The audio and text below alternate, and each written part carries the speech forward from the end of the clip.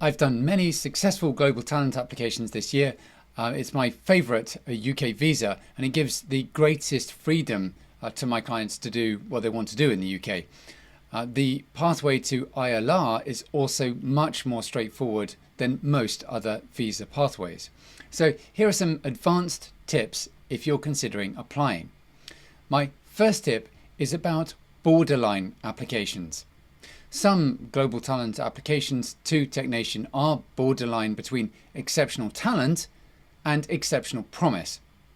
So bear in mind that there are cases where people apply for talent but are granted promise.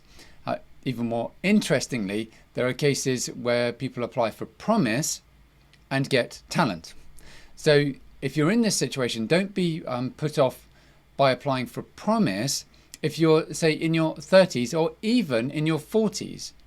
The 5 years of experience required could be experience in a second career, for example. So you were doing something entirely different and only got into digital technology within the last 5 years.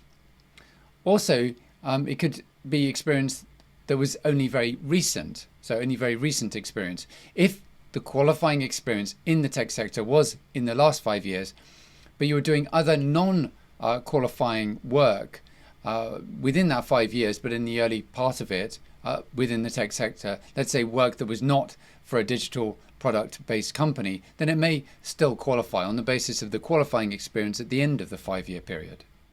Now, my second tip is about switching to global talent from the innovator category or from the skilled worker category. If you're on the innovator visa and you have built a digital product, then have a serious look at applying. Some of my clients don't qualify for global talent before the innovator visa term, but do qualify after the innovator visa term or midway through it. So in some cases, it's easier to switch from innovator to global talent and then apply for ILR than it is to stay in the innovator visa category and try and meet the success criteria for ILR. Remember that time on the innovator visa counts towards ILR on the global talent visa if you switch. So the same is true of the skilled worker visa. Again, the time spent on it counts towards ILR on the global talent visa. So you have a lot more freedom on the global talent visa than you do restrained by a job role and by your sponsor on the skilled worker visa. In a recent case, I switched a client onto the global talent visa and then we just applied weeks afterwards for ILR because his previous leave counted towards ILR. My third tip is about how to frame your application under the global talent visa. Now, I have clients who do not necessarily fall under the classic combination of criteria 1 and criterion 3.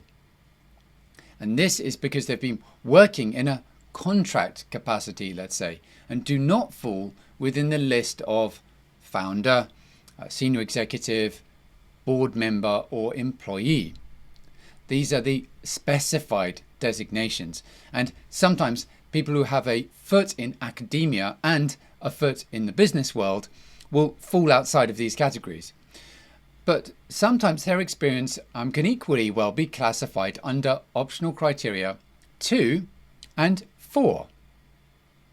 In other words, there are at least 2 academic papers that qualify, so that's criterion 4, and their contributions in business can be characterized as contributions beyond their occupation. In other words, beyond academia, which have advanced the field in some way.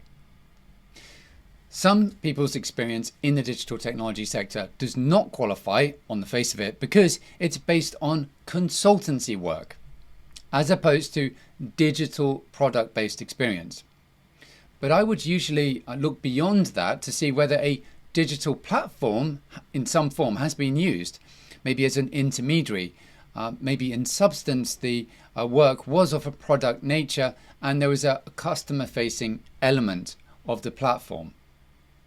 So every application is unique. I rarely have clients where the application is perfect. So there's always some area of potential risk or potential weakness and risk to be mitigated. A lot of applicants are modest as well and may simply not appreciate their skills or underestimate their own skills. If you'd like help with a global talent application, I have a consultation service. You can select a time to speak with me using the link in the description below.